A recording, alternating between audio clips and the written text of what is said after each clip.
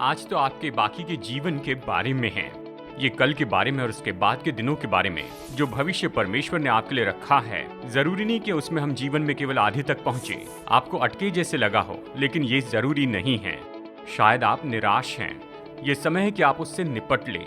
अगर आप अनिश्चित हैं, तो आप स्पष्टता पा सकते हैं। शायद आप न जाने आगे क्या है, पर परमेश्वर जानते हैं। वो वहाँ आपका और आपके कल का इंतजार कर रहे हैं। तो इसमें कदम बढ़ाएं और आपके जीवन के लिए परमेश्वर की उपस्थिति और उद्देश्य जान लें। आज से शुरू करते हैं, अभी शुरू करते हैं। ये समय है कि आगे बढ़ें। ये समय है कि हम अपनी परिस्थितियों के ऊपर आए, डर पर जयवंत हो, विश्वास से भविष्य का सामना करें, भूतकाल पर जयवंत हो जाएं और महान बातों को प्राप्त करने के लिए प्रोत्साहित हो। अपने जन्म के अधिकार का दावा करें, उसकी सामर्थ की घोषणा करें और प्रभु की प्रतिज्ञाओं का दावा करें। परमेश्वर ने हमारे लिए बहुत कुछ रखा है। ये रुकने का समय नहीं है। ये समय है कि आगे बढ़ते जाए। पैडी कैली की परवरिश संगीत के साथ में ही हुई। आयरलैंड में रहने वाले अमेरिकन परिवार का 10वां बच्चा वो अपने बड़े भाइयों के बैंड में जुड़ गए। कैली फैमिली में बहुत ही कम उम्र में जब वो 15 साल के हुए, उन्होंने ऐसा गीत लिखा जिससे परिवार विख्यात हो गया और वो ग्रुप ग्लोबल सेंसेशन बन गया।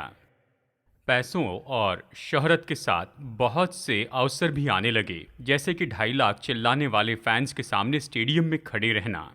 और फिर पैडी 17वीं सदी के एक किले में रहने के लिए गए। वो प्राइवेट प्लेन और हेलीकॉप्टर से यात्रा करते थे। उनका परिवार हमेशा उनके साथ रहता था और वो उनके प्रेम से कभी दूर नहीं थे। लेकिन फिर कुछ अजीब सा हुआ। पैडी ने खालीपन महसूस किया, खोया हुआ महसूस किया। जितने ऊंचाई पर पहुंचा उतने नीचे महसूस किया। वो खुद से ये डराने वाला सवाल पूछते, अगर ये सब मुझे खुश नहीं करता है तो फिर जीवन का अर्थ ही क्या रहा? मैं क्यों अस्तित्व में हूं?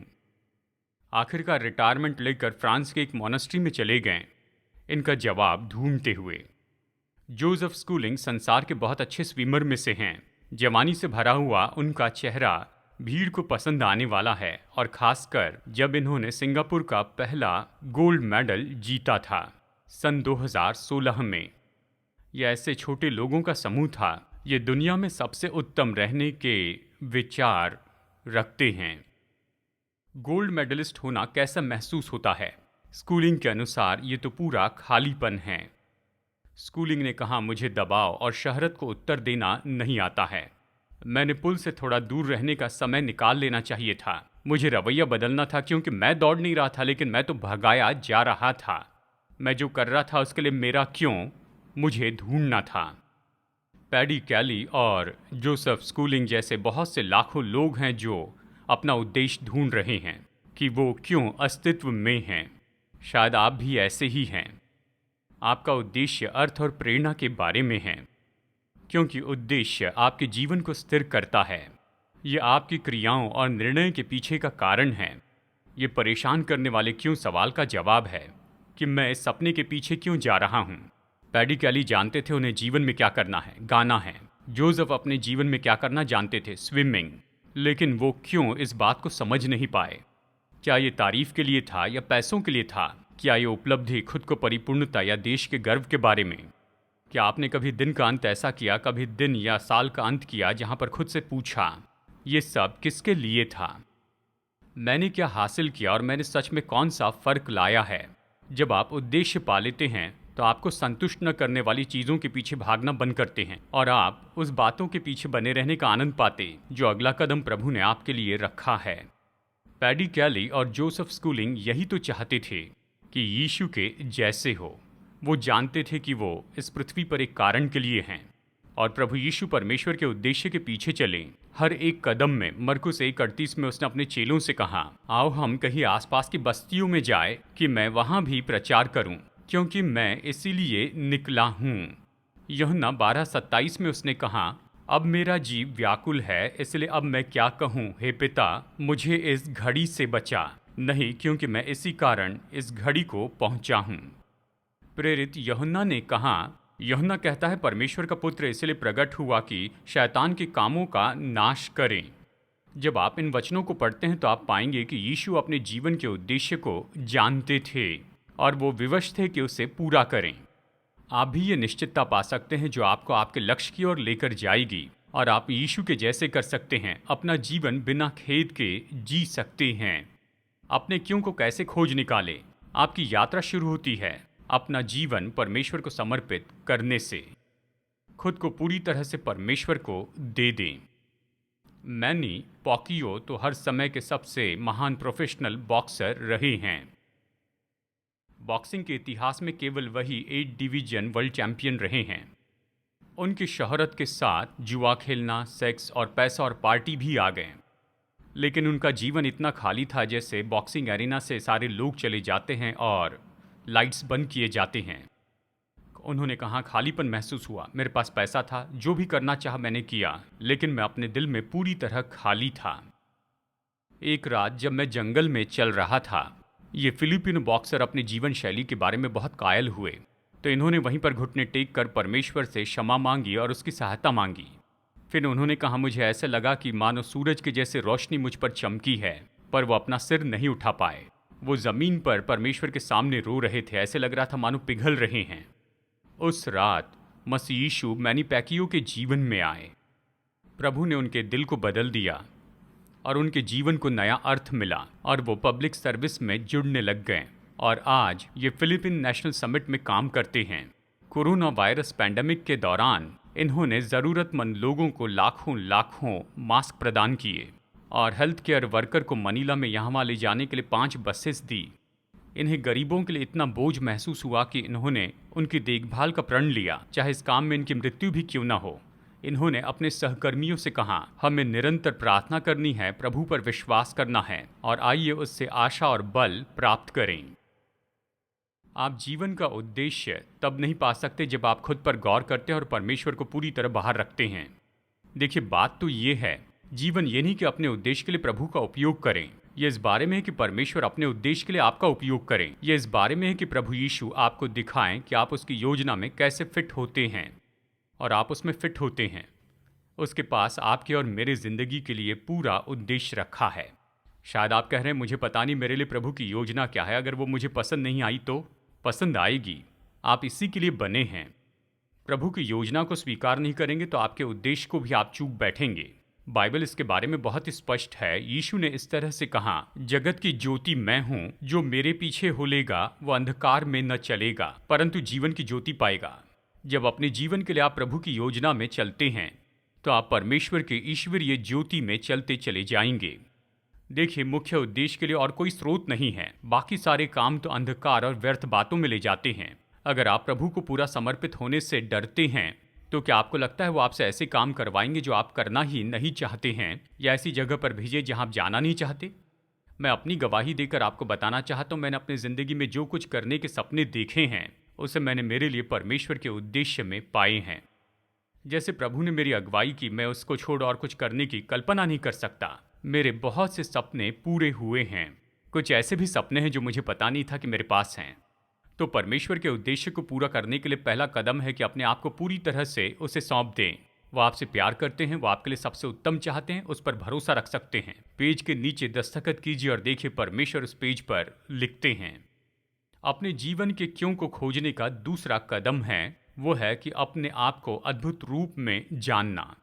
इस पृथ्वी पर का हर एक मनुष्य अपने अलग होने का उत्सव मना सकता है, क्योंकि परमेश्वर ने 2 लोगों को एक जैसा नहीं बनाया, यहाँ तक एक जैसे दिखने वाले जुड़वा को जो एक जैसे दिखते हैं। हमेशा ऐसा कोई दिखेगा जो आपसे ज़्यादा सफल और ज़्यादा वरदान पाया दिखता है। अगर आप सावधान नहीं रहें तो आप उसके जैसी नकल करने लगेंगे, उसे जाने बिना ही।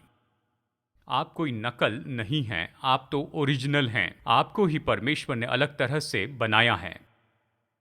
जवान पास्टर के रूप में मैंने होमिलेटिक्स का अध्ययन किया डॉक्टर हैडन रॉबिन्सन से, और वो तो सेमिनरी में प्रीचर और टीचर थे।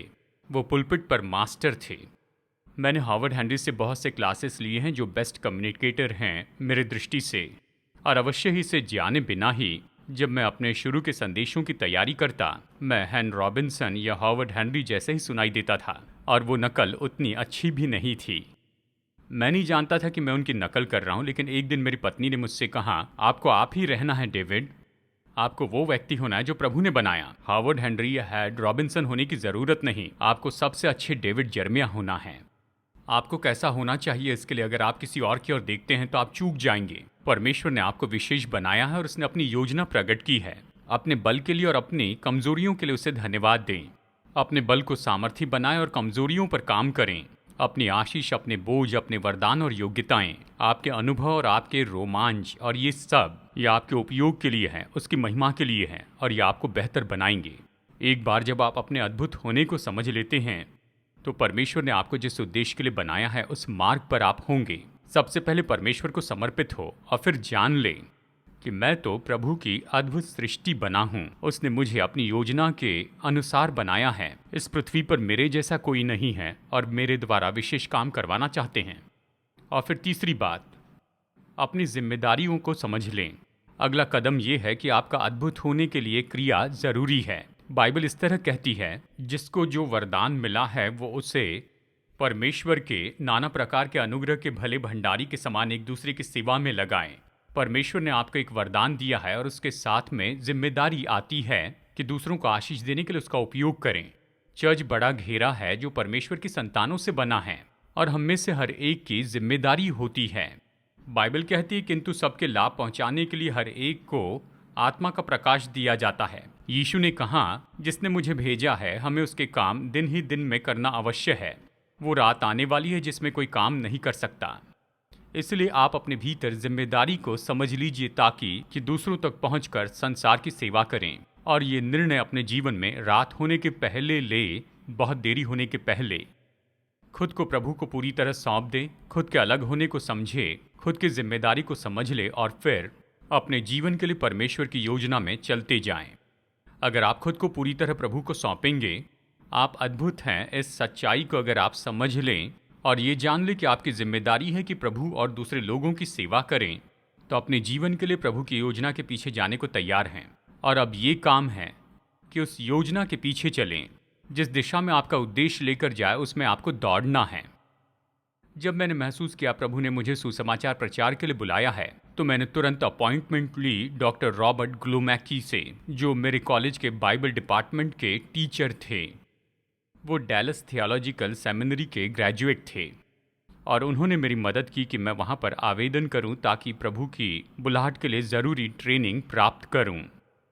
जब आप महसूस करते हैं कि प्रभु एक दिशा में आपकी अगुवाई कर रहे हैं, आप उसके बारे में दयनीय या निष्क्रिय न बने, सक्रिय बने। सवाल पूछिए, लोगों से मिलिए, सलाह लीजिए, पढ़िए, अध्ययन कीजिए, अगले कदम को ढूंढिए, उसमें बढ़िए। राह मत देखिए कि प्रभु आपके टेलीविजन प्रोग्राम में आकर आपको खास बताएंगे कि आपको क्या करना चाहिए। डेविड ग्रोव्स हार्टफोर्ड में वहाँ पर पुलिस के चीफ थे, करियर लॉ इन्फोर्समेंट ला रहे थे। रिटायरमेंट तक पहुँचते हुए सोचा कि अब मैं क्या करूँगा। सारी जिंदगी पब्लिक सेफ्टी के लिए खुद को दिया था और उनकी नौकरी में जो खतरा और जो जोखिम हुआ करती थी, बहुत से पुलिस अफसर दूसरे प्रोफेशनल के पहले रिटायरमेंट ले लेते थे। डेविड ने सोचा उनके सामने काम करने के लिए बहुत से साल हैं, पर उन्हें क्या करना था। वो और उनकी पत्नी प्रार्थना करने लगे, ये जानते हैं कि प्रभु ने उनके करियर में उन्हें आशीष दी। डेविड ने ये सोचा शायद उनका अनुभव चर्च के स्टाफ के लिए मददगार होगा। पुलिस के चीफ होने के नाते वो अच्छे मैनेजमेंट के सिद्धांत सीख चुके थे। स्ट्रेटेजिक प्लानिंग और लीडरशिप में भागी होना, बुद्धि, समझ और दर्शन की उस मिशन को पूरा करें। वो बजट को मैनेज कर सकते थे, दूसरे स्पर्धा को भी समझ सकते थे। तो डेविड चर्च में एग्जीक्यूटिव पास्टर होने की संभावना के बारे में यहाँ पर खोजबीन करने लगे। उन्होंने जॉब डिस्क्रिप्शन का अध्ययन किया, उनके लिए प्रभु की योजना को जितना जाना उतने अवसर को उन्होंने देखा और आज ये पहले के police in chief executive pastor है वेस्टकॉन्सन के एक चर्च में। और उनके चर्च के सामने से जाते समय रफ्तार न बढ़ाएं। जब तक आप मरते नहीं तो फिर आपका प्रभु की सेवा का काम पूरा नहीं हुआ, डेविड कहते हैं। जहाँ तक कि प्रभु प्रेरणा देते हैं, ये कहना तो मुश्किल है, लेकिन इस पूरी क्रिया में हमने परमेश्वर के हाथ को देखा है। बार बार मेरे पहले के कामों में हम इन चीज़ों को क्लूज यानी सुराग कहते थे। ये इसे देखने का अच्छा तरीका है। एक तरह से परमेश्वर उसके उद्देश्य के बारे में हमें संकेत देते हैं, जीवन की योजना बताते हैं। अगर आप अगला कदम उठा रहे हैं तो याद रखिए, अगर आप मरे नहीं तो आपका काम पूरा नहीं हुआ। आपके जीवन के लिए परमेश्वर की भली भांति सिद्ध इच्छा के अनुसार बने रहें। निर्देश को ढूंढिए, परिस्थितियों को देखिए, अगुवाई के पीछे चलें और निर्णय लीजिए। अपने आसपास देखिए, क्या कोई संकेत दिखते हैं जो परमेश्वर आपको दिखाना चाहते हैं? खुद को प्रभु को पूरी तरह से सौंप दीजिए। जानिए कि आप अद्भुत हैं। जानिए कि आपकी जिम्मेदारियां हैं। अपने जीवन के लिए प्रभु की योजना के पीछे चलें और प्रभु के वचन से आज्ञा मानते जाएं।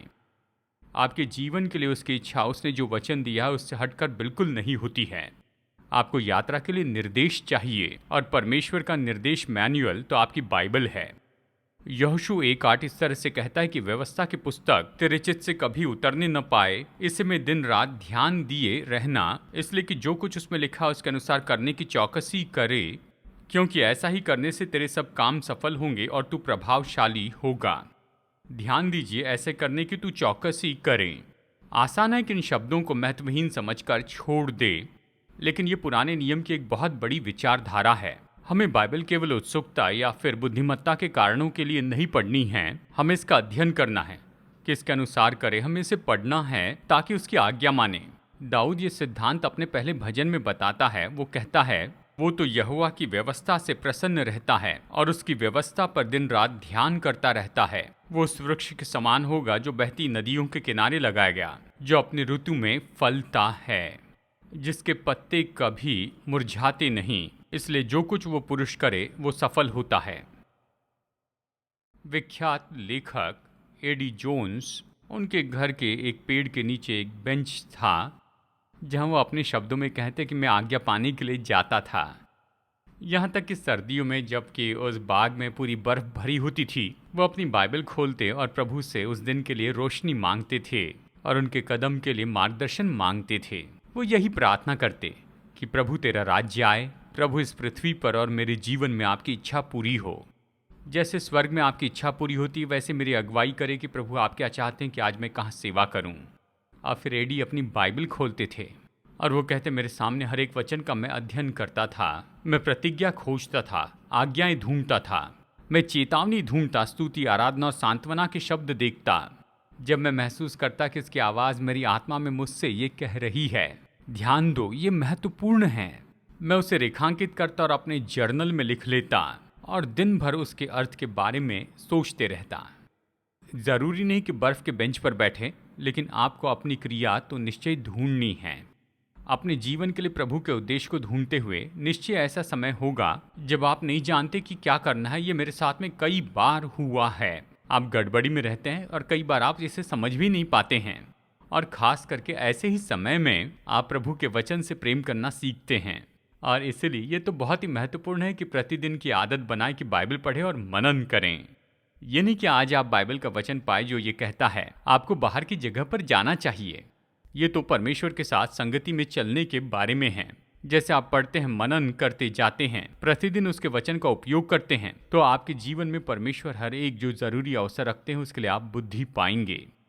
इवेंजलिस्ट एम ग्रैंड लॉर्ड अपनी कार्यनीति इस तरह बताती हैं। वो कहती है, मैंने कदम ब कदम प्रतिदिन परमेश्वर के कदमों के पीछे चलने का निर्णय लिया। अब से 10 साल बाद मैं बस पीछे मुड़कर जानना चाहती हूँ कि मेरे जीवन के लिए प्रभु की जो बुलाहट थी उसके लिए मैंने हर एक कोशिश की है। हमें ऐसी जगह पर पहुँचना है जहाँ पर हम समझे कि परमेश्वर ने हमें मैनुअल दिया है।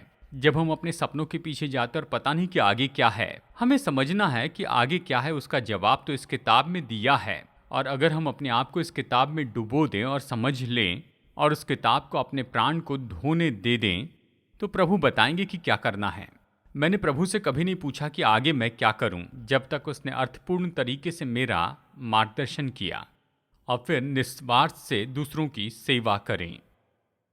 इसके पहले मैंने आपको बताया था चर्च में यानी मसीह की देह में बिल्कुल अलग होना। लेकिन प्रभु के लिए आपका काम तो चर्च की दीवारों के परे भी है। चर्च का उद्देश्य है कि मसीह के अनुयायियों को तैयार करें कि सुसमाचार की वास्तविकता पूरी दुनिया में ले जाएं। और हम सबको बुलाया गया है कि हम सेवा करें और ज़रूरी संसार में बांटें। मेरे लिए ये ज़िंदगी बदलने वाला विचार था। मेरी परवरिश पास्टर के घर में हुई, लेकिन जब मैं वयस्क अवस्था में आया केवल तभी बाइबल की सचेतता बना पाया कि जो यीशु मसीह को नहीं जानते उन लोगों के लिए मेरी जिम्मेदारी क्या है। जब मैंने उसे जान लिया तो उसने मेरी ज़िंदगी बदली। हम सच में जीवन में उद्देश्य तब तक नहीं पा सकते हैं जब तक हम ये न जानें कि हमें महान आज्ञा माननी ही है कि जगत में जाकर हम सुसमाचार प्रचार करें। और महान आज्ञा के लिए महान चाबी तो मुख्य आज्ञा है, जो बताती है कि अपने पड़ोसियों से अपने समान प्रेम रखें। मसीही विश्वासी बने रहने का निरंतर आनंद तो दूसरों को मसीह के बारे में बांटने का आनंद है और मसीह की देह में एक दूसरे की सेवा करना है, और अंत में अनंत जीवन का अनुभव करें। क्या आप यहाँ पर गौर कर रहे हैं? खुद को पूरी तरह परमेश्वर को सौंप दें, अपने अद्भुत होने को समझें, दूसरों के प्रति अपनी जिम्मेदारियों को समझें, अपने जीवन के लिए प्रभु की योजना में चले, परमेश्वर के वचन की आज्ञा मानें, निस्वार्थ से दूसरों की सेवा करें और अनंत जीवन का अनुभव करें। तो सारांश में कहें कि आपको अटल ऐसा उद्देश्य चाहिए अगर आप ये योजना बना रहे हैं कि आप जीवन में आगे बढ़ते चले जाएं। आपको क्या चाहिए? आप उस क्या को ढूंढते हैं परमेश्वर को पूरी तरह समर्पित होकर, और समझ लें कि उसने आपको अलग काम के लिए अद्भुत रीति से बनाया है। परमेश्वर ने आपको जिम्मेदारी दी है, उसमें आपको काम करना है।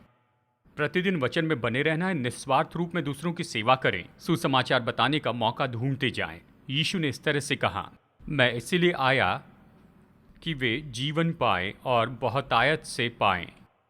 मैं उन्हें अनंत जीवन देता हूँ, वे कभी नष्ट न होगी और कोई उन्हें मेरे हाथ से छीन न लेगा। सब यही तो ढूंढ रहे हैं, ऐसा जीवन जो बहुतायत का हो और अनंत काल का हो। एक इस्राएली अवा ईवन ने एडमंड हिलरी के साथ की बातचीत के बारे में लिखा। ये पहले व्यक्ति थे जो माउंट एवरेस्ट पर चढ़े थे। ईवन ने पूछा कि जब आप चोटी पर पहुंचे तो आपको क्या महसूस हुआ? हिलरी ने कहा, जब पहली बार मैंने देखा तो बहुत ही कुछ उपलब्धि लगा, लेकिन फिर अलग हो जाने की भावना भी मुझ में आई कि अब मेरे लिए क्या करना बाकी रह गया है। जॉन क्रैककॉलर ने इसी समिट में कई साल के बाद कहा, ये यात्रा भयानक थी। नीचे उतरते समय उनके 12 साथी मारे गए। बाद में अपनी किताब इनटू द थिन एयर में क्रैककॉलर ने बताया कि माउंट एवरेस्ट की चोटी पर कैसे महसूस किया। कहा, मुझे तो बहुत ही रोमांच लगा। मैं इसी पल का सपना देख रहा था, और जब मैं आखिर में ऊंचाई पर पहुंचा तो कैसे भावनात्मक महसूस किया। और अब मैं यहाँ पर खड़ा हूँ। जब मैं माउंट एवरेस्ट की चोटी पर खड़ा था उस समय मुझ में इतनी शक्ति नहीं थी। मैंने बस जल्दी जल्दी 4 तस्वीरें ली और फिर मुड़कर नीचे उतरने लगा। मेरी घड़ी में दोपहर के 1:17 हो चुके थे। सब ने बताया कि इतनी चोटी पर मैं 5 मिनट से भी कम समय तक रहा। केवल ऐसे लोगों के अनुभव ही हमें ये समझाने में मदद करते हैं कि परमेश्वर के बिना हमारा जीवन कितना खाली है। अगर वो पहला यूहन्ना 5:12 की सच्चाई को जानते, जिसके पास पुत्र है उसके पास जीवन है, जिसके पास परमेश्वर का पुत्र नहीं उसके पास जीवन भी नहीं है। परमेश्वर का मुख्य उद्देश्य हमारे लिए यही है कि हम अनुभव करें, आनंद उठाएं और वो अनंत जीवन प्राप्त करें जिसे देने के लिए प्रभु यीशु मसीह ने अपनी जान दी। वो अपने आप से हमारा खालीपन भरते हैं और हमारे लिए उसकी महिमा में इच्छा से हमें भरते हैं। वो हमें अनंत जीवन की निश्चित आशा से भरते हैं। मैं आपसे एक सवाल पूछता हूँ, अनंत जीवन कब शुरू होता है? आपके मरने पर नहीं। जिस पल आप यीशु पर विश्वास करते आप अनंत जीवन में जीते हैं। यीशु ने कहा, अनंत जीवन यह है कि वे तुझे एकमात्र परमेश्वर को और यीशु मसीह को जिसे तूने भेजा है जाने। आपका अनंत जीवन उस पल शुरू होता है जिस पल आप यीशु पर भरोसा रखते हैं। क्या आप ये जानते हैं कि आपने समझा है कि आप अनंत जीवन का इंतजार नहीं कर रहे लेकिन अनंत जीवन में जी रहे हैं, और उस पल से आप कभी मरेंगे नहीं। जब आप यीशु को स्वीकार करते हैं तो जीवन पाते हैं। अनंत जीवन, हमेशा का जीवन, ये आपके विश्वास से शुरू होता है। आप इसके लिए राह नहीं देख रहे थे, आप इसमें जीते हैं। और खालीपन से निकलकर उद्देश्य में आने के लिए आपको यीशु के पास जाना चाहिए। वही मार्ग, सत्य और जीवन है। जब आप उसे उद्धारकर्ता स्वीकार करते हैं, अनंत जीवन उसी पल शुरू होता है। ये तभी आ जाता है और ये हमें उद्देश्य का महसूसीकरण करवाता है बाकी पूरे जीवन के लिए। मेरे हीरो के बारे में बताए बिना ये संदेश खत्म करना असंभव है। उनका नाम है विलियम बॉर्डन।